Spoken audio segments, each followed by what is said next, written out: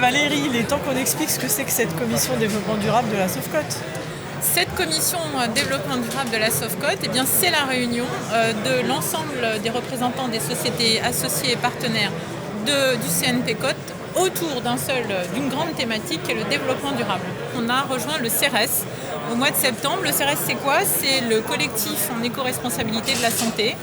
C'est un collectif qui regroupe à la fois des professionnels de santé, des médecins, des chirurgiens et également des associations de patients, des groupements d'industriels pour travailler tous ensemble autour de l'éco-responsabilité, parce qu'il est hors de question que nous, dans notre coin, on réinvente la roue à chaque fois qu'on a une nouvelle idée. Il faut pouvoir s'appuyer sur des gens qui ont déjà progressé, qui ont déjà fait des choses pour pouvoir reproduire leur expérience et avancer plus vite. Il faut savoir que le bloc opératoire est responsable de 30% des déchets des hôpitaux et le bloc opératoire, c'est un endroit d'excellence. Et s'il y a bien un endroit où on doit essayer d'être plus respectueux de l'environnement, c'est au bloc opératoire, c'est là qu'on peut faire le plus d'efforts. J'ai participé à la création du Green Block avec les anesthésistes, le cadre de bloc, et on a essayé justement de mieux trier les déchets, d'utiliser des produits qu'on peut réutiliser. Le développement durable, ça s'articule autour de la règle des 5 R. Il y a réduire la consommation d'implants. Quand les implants ne sont pas forcément indispensables, il ne faut pas les poser. Il faut éviter de jeter des compresses qui ne sont pas utilisées, de mettre des gants et de ne pas les utiliser. Après, il y a recycler. Donc on essaie de recycler le carton, le papier, le verre. On a commencé à essayer de recycler les lames de laryngoscope. Il y a beaucoup de choses qu'on peut recycler et c'est à voir avec bien sûr l'ensemble du bloc opératoire. Après, il faut réutiliser, réparer et rechercher.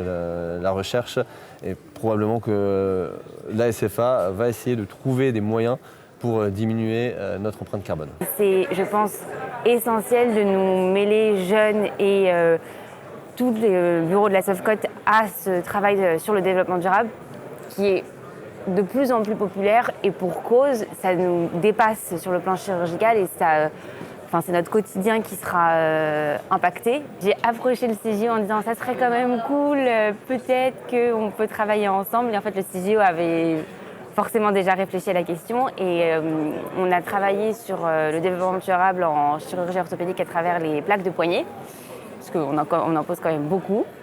Et de fil en aiguille, il se trouve que c'est une bonne rencontre qui peut mener peut-être à plein de discussions futures lors de nos échanges et à des mesures qu'on pourra peut-être appliquer dans nos blocs et dans nos hôpitaux ensemble.